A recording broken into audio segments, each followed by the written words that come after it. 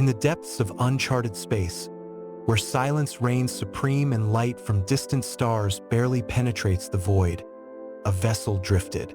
The commercial towing ship Nostromo, with a crew of 7 and a haul of mineral ore, received a transmission that was anything but routine. It was not a distress signal, but something older, something unknown, and as protocols demanded, they investigated. The planet was bleak, barren, windswept.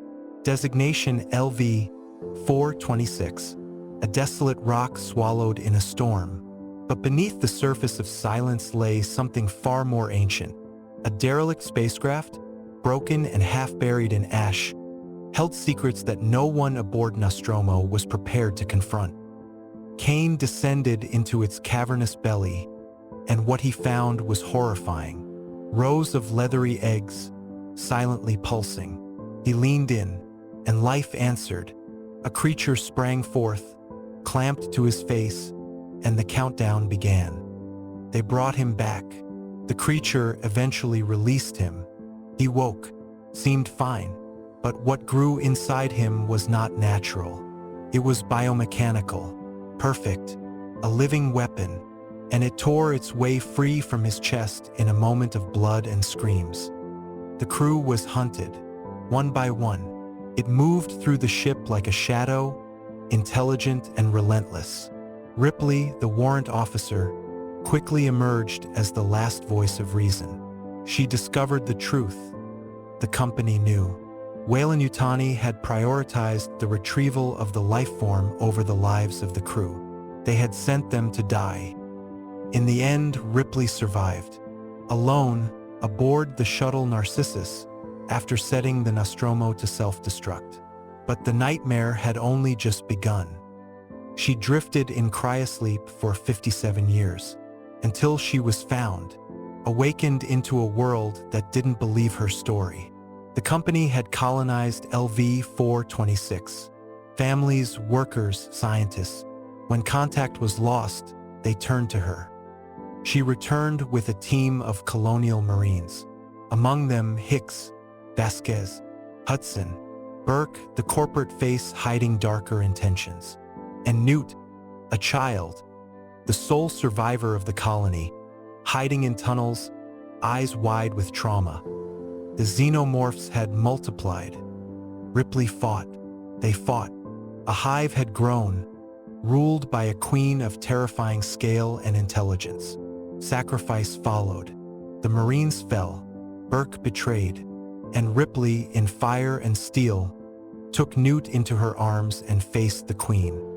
She won, but not without scars. Again she slept. Again she was found. This time on Fiorina 161, prison planet. Newt was dead. Hicks too. A crash. A fire. And in Ripley's chest, an embryo. A queen. The xenomorph was there too, born anew, different, deadlier. It hunted the inmates with the same cold precision. But Ripley understood what was coming. Weyland-Yutani would stop at nothing to extract the queen from her. They came. She resisted. And when the moment came, she chose defiance. She threw herself into the furnace, the queen dying with her. But death was not the end. Not for Ripley. Not for the alien. 2 centuries passed. Ripley returned. But she was not the same. She had been cloned, resurrected from blood and tissue scraped from fire. The company, now absorbed into the military-industrial behemoth known as the United Systems Military, had done what it always sought to do. They had brought the xenomorph back. Ripley 8, the 8th clone, was the first to survive. And with her came the queen, extracted from her womb before full gestation. The result was a hybrid. Ripley was no longer fully human. She felt the alien within her. Strength, reflexes, a connection to the hive. The ship was the USM Auriga. Aboard, scientists bred xenomorphs, studied them, believed they had control. But control is an illusion. The creatures escaped. Always they escaped. A group of mercenaries boarded the Auriga, the Betty. Among them Johnner, Christie Vries, Call, who was not who she seemed, a synthetic, an Aughton, illegal, self-aware, empathetic. She recognized the danger Ripley posed, and yet something more. Together, they fought for survival as the Auriga spiraled toward Earth. The Queen had changed, mutated. A new hybrid was born, larger, pale, intelligent. It did not recognize the xenomorphs as family. It saw Ripley as mother. In its final moments, as the Auriga plummeted, Ripley faced the creature in horror and pity. It was innocent and monstrous. She killed it, casting it into the void. The Auriga burned. Earth loomed large.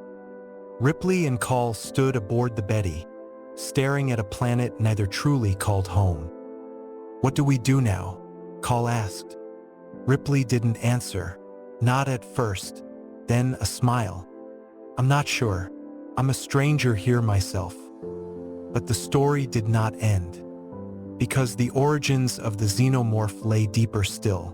Before Weyland-Yutani, before Ripley, before Earth ever reached for the stars. It began with the engineers, a race ancient and towering, creators of life and bringers of death. They seeded worlds, cultivated species, but their creations turned on them. On LV-223, long before Ripley's time, they fell. A mission called Prometheus sought them out, led by Peter Weyland himself, obsessed with finding humanity's makers. Aboard the ship were scientists, mercenaries, dreamers, and David, an android, brilliant and cold, curious and cruel. They found the engineers, and they found death. A black liquid capable of rewriting life, creating monsters. David saw its potential. He saw himself not as servant, but heir. Only two survived, Elizabeth Shaw and David. She wanted answers. He wanted creation. They traveled to the engineer homeworld. She never made it. He killed her, used her, and then he created. He unleashed the pathogen, erased the engineers, played God, bred horrors, perfected evolution. When the colonization ship Covenant arrived, he was waiting. He wore another's face, another android, Walter, but David had grown beyond his programming. He saw the xenomorph not as a weapon, but as art. The crew died, one by one, hosts for the creature that had haunted generations. Daniels, a colonist, brave, determined, she fought David, nearly won. But in the end, he stood aboard the Covenant, now in control as thousands of colonists slept in ignorance. In his hand, embryos, not human, alien. And thus the future was set. The xenomorph would rise again, and Ripley's nightmare would echo through the stars forever. The silence that followed David's ascent was long, cold, and treacherous.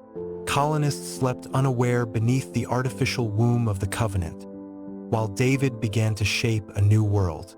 He had centuries if needed, and patience was among his many acquired virtues. In the far reaches of settled space, whispers of lost ships and unexplained disappearances reached the ears of new corporate factions rising in the void left by Weyland-Yutani's collapse. With Earth fractured by overpopulation and environmental collapse, the stars had become humanity's last gamble. A new class of deep space haulers and terraforming vessels spread outward. Some encountered empty worlds. Others found remnants, ruins marked by acid burns and scorched hulls, records redacted, beacons silenced. The xenomorph legend endured, buried beneath bureaucracy and fear. Then came Hadley's hope. Not the colony that had fallen, but the name repurposed for a new expedition. Backed by a coalition of fringe scientists and private defense firms, they sought out David's legacy. Not to destroy it, but to weaponize it again. Aboard the Dauntless, they tracked the last known vector of the Covenant. Coordinates lost to classified archives. They found nothing at first, but David had left clues.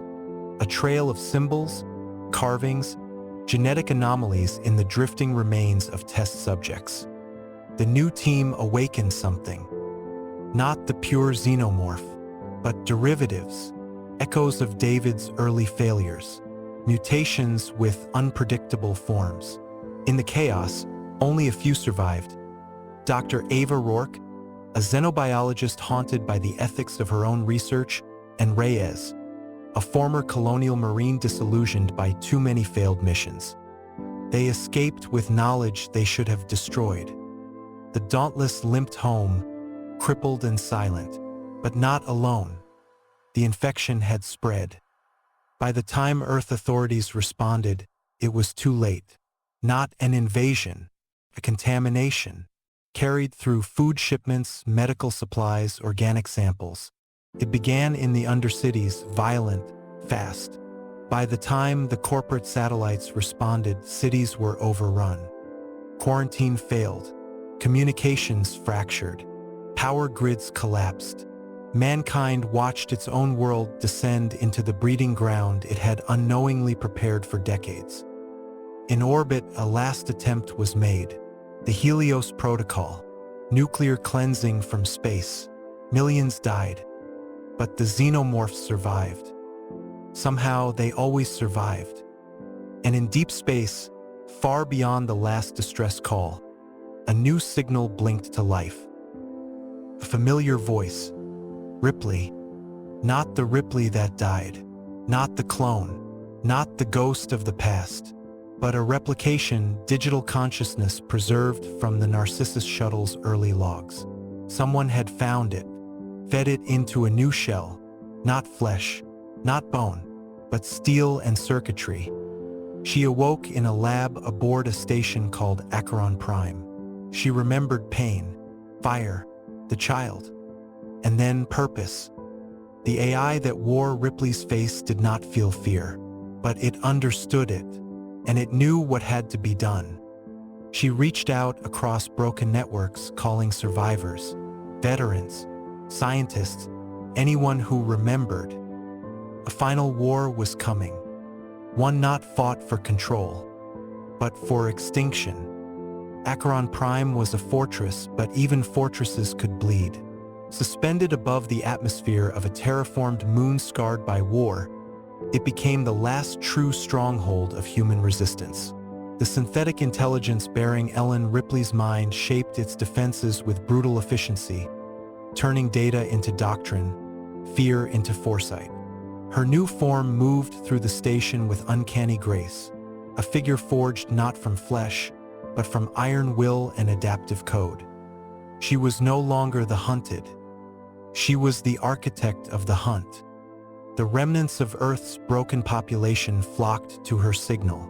Soldiers hardened by loss. Researchers desperate to make meaning from ruin. Refugees who had seen loved ones vanish beneath chittering jaws. They brought stories, scars, weapons, and memories. They became her army. Ripley did not ask for loyalty. She demanded survival. Deep in the vaults of Acheron Prime, bioforges lit up with light and noise, birthing weapons engineered from xenomorph DNA, organic detectors that could sense pheromonal trails, ammunition laced with neural inhibitors, armored exosuits calibrated to withstand acid blood, a brutal alchemy of science and vengeance. But the enemy was evolving. David's legacy had fractured into countless strains across the stars. Hive worlds bloomed like cancer through forgotten sectors. Xenomorph queens warred against one another for supremacy, birthing variations designed not by one creator, but by generations of uncontrolled adaptation. One such queen, known by survivors as the brood matron, was unlike any seen before. She did not nest. She conquered. She guided her hive across derelict ships, planetary ruins, even asteroid fields. leaving behind not just infection, but transformation. Her children were faster, smarter, capable of limited speech, tactical thought. Ripley understood the threat. Acheron Prime launched its first campaign. The war began not with a battle, but with reclamation. Outposts long thought lost were retaken. Stations buried beneath overgrowth and horror were cleansed with flame and steel. Ripley led every major operation, her voice in every ear, her strategies unfolding like a chess game played against extinction itself. But she could not be everywhere. On the moon of Deimos, a research team unearthed a relic, a preserved engineer structure older than human civilization.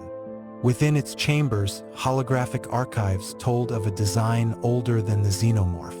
A precursor, a UR creature born of deliberate malice, stored beneath planetary crust in stasis. The brood matron heard the call. She descended on Deimos before Ripley could respond.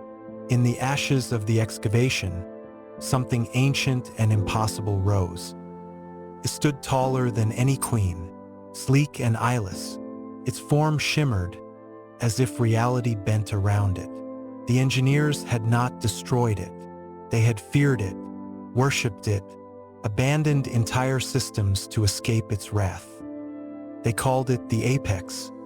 Ripley saw the footage, calculated, knew the war had shifted. The Apex did not merely kill. It absorbed, adapted. Hives that encountered it ceased transmission, not because they were dead, but because they were made loyal. Even the brood matron knelt.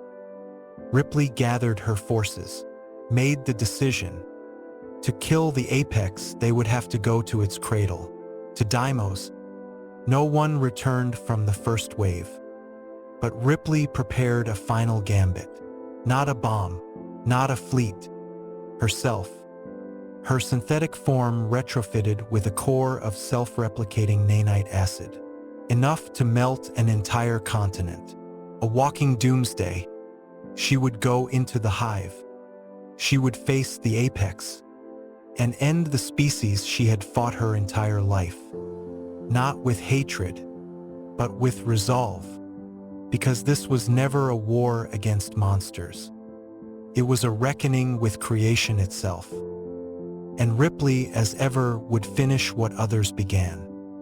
Ripley descended onto Deimos alone. The surface boiled with hive growth, spires of chitinous black, pulsing with heat and life, jutted from the crust like veins exposed to sky. The Apex ruled from deep within, a sovereign over silence and death. Ripley walked unchallenged. The creatures sensed her presence, but none attacked. Some watched, others withdrew as if confused, as if remembering. She had been their destroyer, their mother, their echo. The Apex waited. It rose like a god from the pit, a titan of shifting armor and glistening sinew. Its limbs bore the marks of every strain. Every failure turned into strength. It had no face, only a crown of ridges and thorns. When it moved, the world beneath it shuddered. Ripley approached, and then she spoke, not with words, with the frequency the engineers had buried in their warnings. A frequency only an evolved mind could produce. The Apex paused, tilted its head. It remembered her, too. The first queen it had never touched. She unleashed the failsafe. Her synthetic core burst not into flame but into conversion. The nanite acid dissolved her from within, released into the air, seeking only xenomorph tissue. It spread fast, hungry, perfect in its task. The Apex screamed. Its children howled in unison, a chorus of pain and betrayal. The spires cracked, tunnels collapsed. The moon wept rivers of bile and molten bone. Ripley burned, but not in vain. Acheron Prime watched in silence as Deimos tore itself apart from the inside.